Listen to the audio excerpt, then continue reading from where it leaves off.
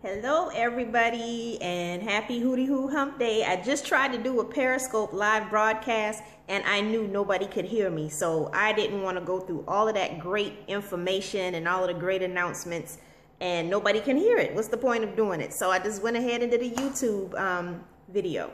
So how you doing? And today is August 26th. Let me start it out by telling my roommate from college, happy birthday, Sadani Lee Chisholm Alcox Jr. Extraordinaire. Happy birthday to you. May God bless you with many more. Okay, so we have some wonderful, wonderful updates. Remember last week I told you about Orangeburg Wilkinson High School in Orangeburg, South Carolina. Well, they showed up and showed out. Black man, I love you. I love you to pieces. They showed up in fantastic numbers. And I have to give a special hootie-hoo to Dr. Stephen Peters because he's going to continue to do it.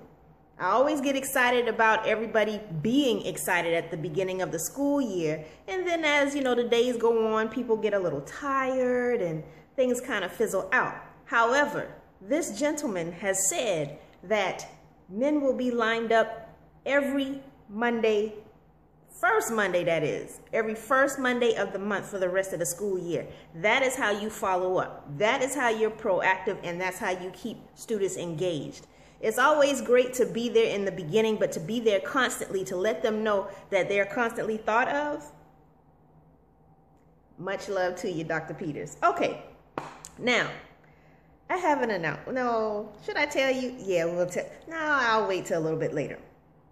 I want to send another hootie hoo out to Royale and April Watkins over there on the West Coast. They shared something on Facebook about their magnificent son, Ross. Ross was diagnosed with, I hate that word diagnosed, but they have done some studies or tested him and came to the conclusion that he operates with autism. I always try to speak life into situations. I don't like the word diagnose, but he operates. He's very functional. He's very productive with autism. And this past weekend, they had an event where youth were pitching business ideas. And the way that they described how he prepared himself for pitching in front of a panel of judges, how he just made sure every T and I was crossed and dotted, and he presented it in a way that just, from what I understand, brought everyone to tears. So knowing his backstory and seeing how he took control of his destiny and not letting someone diagnose him, I gotta send nothing but love. So the pitch was, I don't want to share it. Well, should I share it? Yeah, I should share it. He wants to create an event. I don't want to give too many details because I don't know what step they're in making sure that it happens. But if you know Royale Watkins, Google him. If you don't, you should be able to put the pieces together. But he's going to create an event that's going to create awareness, raise funds for study and getting rid of that label of autism. I hope I'm saying that right.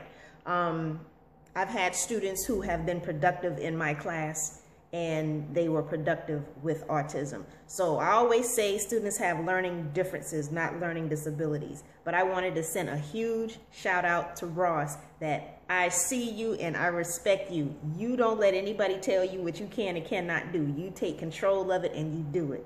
So, and very, very good job to you, Mom and Dad, for being involved and being proactive and letting people understand that you're not going to just take anybody's advice over what your child can and cannot do. If I had listened to people at my son's old school, he would have been on medication. He does not need medication.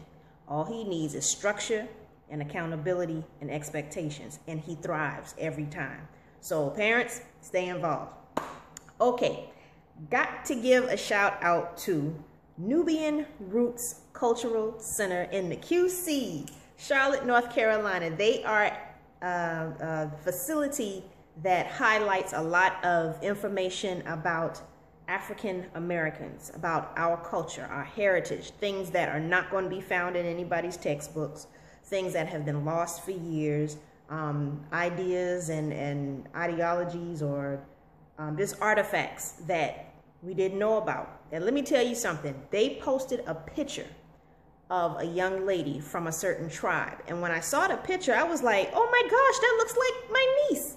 So I got my brother, who was my niece's father, and I showed him the picture. I said, look. And he was like, oh my God, both of my daughters, his mouth flew open. So we may have found a puzzle piece. So we're going to go and try to build off of that. So much respect, much love to Nubian Roots Cultural Center. Now, got to give y'all a chuckle of the week. And this is coming from one of my colleagues. I didn't get the name. I don't know what city, but as soon as I do, I will make sure I do it next week. But the chuckle of the week. Now, we already know that there is a presidential campaign going on, and one of the candidates that's getting some attention is these nuts, okay? Well, one of my colleagues, when I say colleagues, one of my fellow educators, put up a picture of something that one of his students, who was very hype about being successful in his class, wrote on the board, study, hashtag, these notes. I'm sorry. I would have busted out laughing. That's your chuckle of the week. I love it when students get involved in their education and they're able to do it with a positive attitude and do it with a lot of comedy. I love to laugh. Laughter is good for the soul. So I like how, and he kept it classy. It just made sense. So anywho, shout out to that student. And when I find out what city and everything else like that, I'll make sure I come back and do another shout out. All right. So want to give some get over the hump motivation. Today has been a rough day on social media, in media period, as we've lost 2 lives and another one injured due to a heinous act. People are reacting in a way that to them seems like it makes sense. But when there's a loss of life on the other side of your action, it does not make sense. So sorry. Sorry, not sorry. So I said, what am I going to say? And, you know, I don't want to bombard people with my opinions and you know, everything, because people are hurting. People are tired. This has been a summer full of death, full of tears, full of anguish, full of hate, full of everything that is the antithesis of what we are supposed to represent. So I'm going to leave you with this.